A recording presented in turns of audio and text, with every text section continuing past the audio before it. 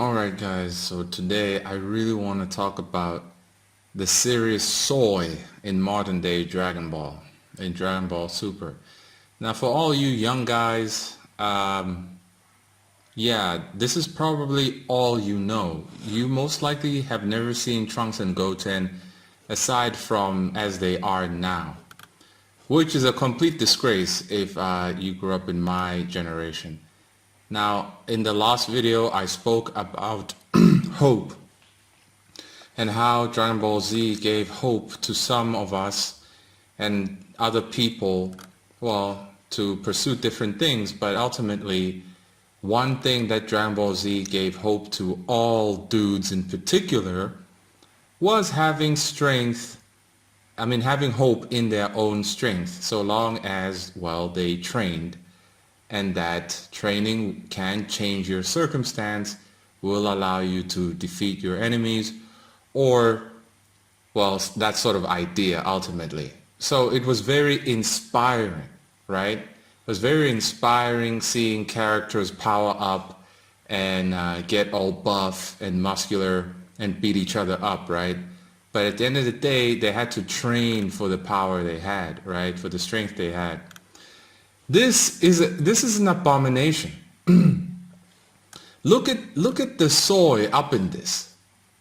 There is no testosterone here. It is just awful, and this is how modern men are being programmed to be soy boys, to be sissy boys. Like these dudes, can you take these people seriously? Do they look like they can blow up a planet? They sure as heck don't, right? Absolutely not. It's a disgrace. Now let's look at this Trunks and Goten, right, versus the Trunks and Goten from Dragon Ball Z when they were older. Whoops. Oh, well, this is a page from the manga Dragon Ball Super, and now there is diversity. Diversity in the Japanese mainstream manga. Well, if you can't see that there's an agenda at this point, I don't know what, because clearly the Dragon Ball franchise is massive, and by having diversity in its comics, they probably trying to brainwash the Japanese to allow a bunch of people from outside to come in, and then you'll no longer have Japan, you'll have a mess like America. And for those who are happy that this diversity, dude, we had Oob. And no, Oob was never black. All the people who want to claim that dark-skinned characters are black, y'all have issues, man. I'm sorry, but you have issues. Oob is clearly not black. The dude is Indian. Even when he was drawn in his community, you can tell that this is an India-style landscape. But anyway, so this is Goten. We see the soy in him, right, versus this Goten and Trunks. Now, although the art might not be drawn that great, you can immediately see the difference just in the expression of Trunks here. He's got some silverback gorilla chest action going, right? His upper chest is popping wide open over there, and that ain't gay. That shows hard work. You know how hard it is to develop your upper chest? Yeah. Look at that. Look at the thickness of their neck. This is not something you're born with. You have to, a lot of people have to work for a neck like this. All right? It's very hard for me. I don't think I can unless if I were to juice. But ultimately, they represent this strong force of masculinity. It was inspiring that they were kids, they grew up to be strong warriors, okay? You can see the testosterone up in here, okay? Old school Dragon Ball Z had all sorts of testosterone. Look at the way they are here versus this. What the hell is this? What is that? Look at them here, look at them here. Which one are you going to take most seriously? Now, of course, there are, buff, retarded guys, of course. But that's not what I'm talking about. I'm talking about the idea. The idea that inspires a young guy to change his circumstance. Well, not change his circumstance, because I don't think you can unless you go to the devil, but just to improve his life in his circumstance. And this is what Dragon Ball Z represented for me, right? For a lot of people. It inspired young men to go to the gym, right? It took away the sissiness out of young guys, right? I mean, this is fan art, but it kept the spirit of Dragon Ball back then with the anatomy here, right? And even though Goten here has a smiley, goofy-ish face, just the mere fact that the dude is developed is like, all right, Goku looks retarded here. He's been butchered to the max, unfortunately, but you guys get the idea. I also want to mention that Trunks and Goten as kids had more testosterone than this sack of garbage. Just look at them. Where is that picture? There was one picture. Well, here. Oh, darn it. Where in the world is it? Well, it's gone. There was one picture where, like even here then, let me just use this one. See, these are just kids, but their anatomy shows that, yeah, these are warrior kids, right? I don't know. I've never seen a child with a silverback chest like that. Like, I've never seen that. But ultimately, they were drawn freakishly somewhat buff as children. Just look at them here. Okay, this is from, somebody redrew this, but it's from that movie Fusion Reborn. But ultimately, you get my point. Now, the mainstream, the media is obviously trying to make all of us a bunch of sissy soy boys, right? They're trying to bring about diversity for the hell of it, for the tarnishing of culture, you name it, right? You name it. And in Japan, I would like the Japanese to stay Japanese. Thank you very much.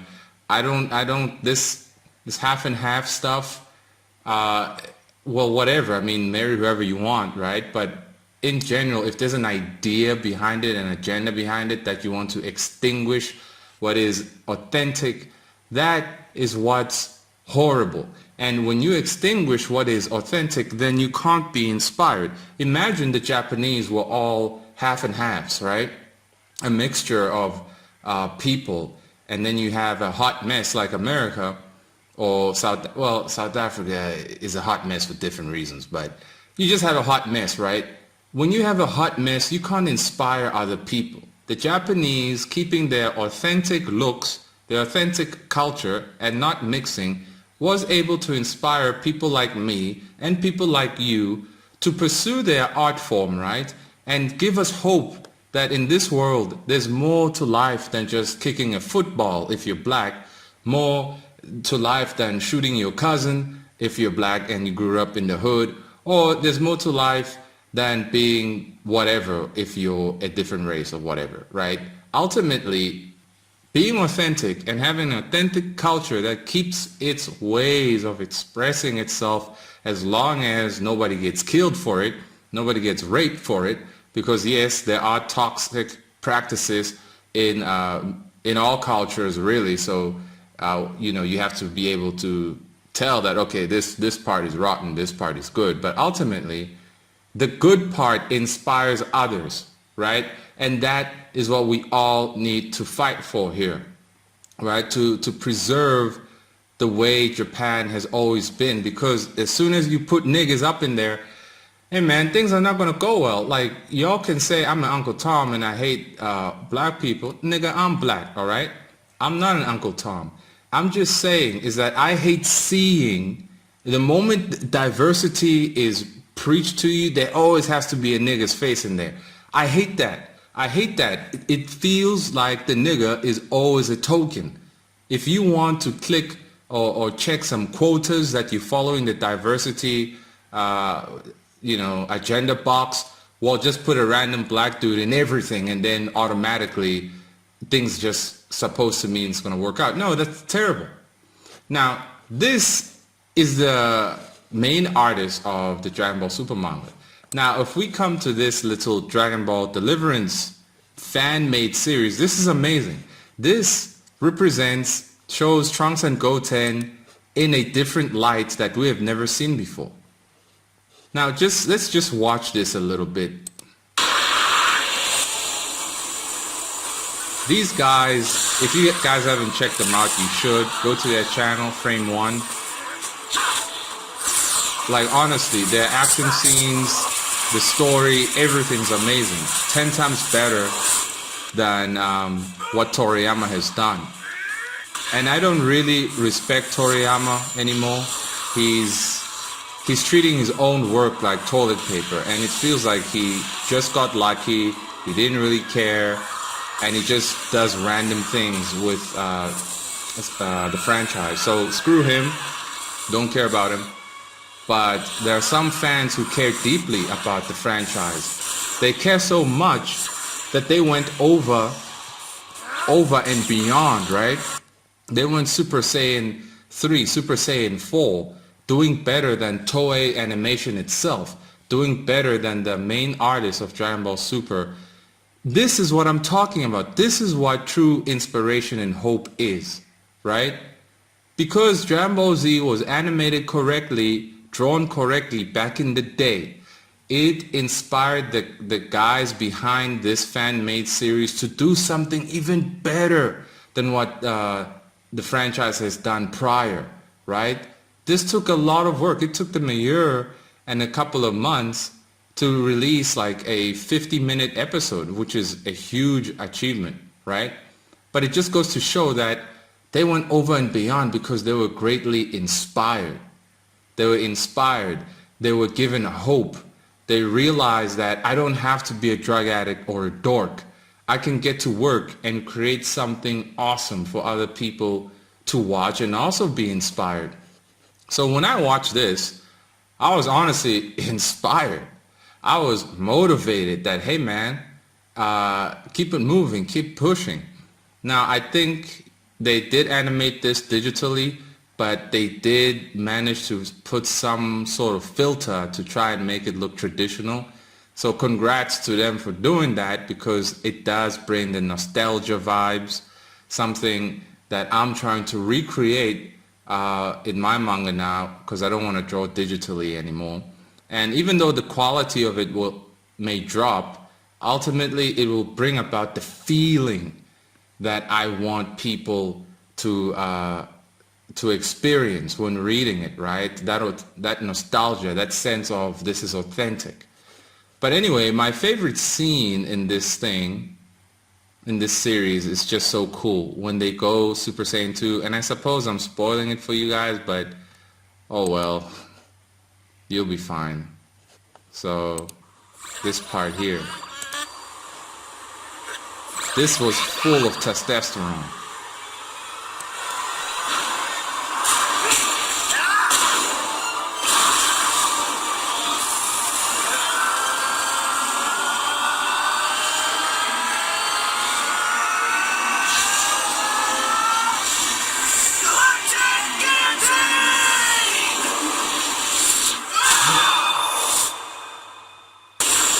I mean, did you feel that?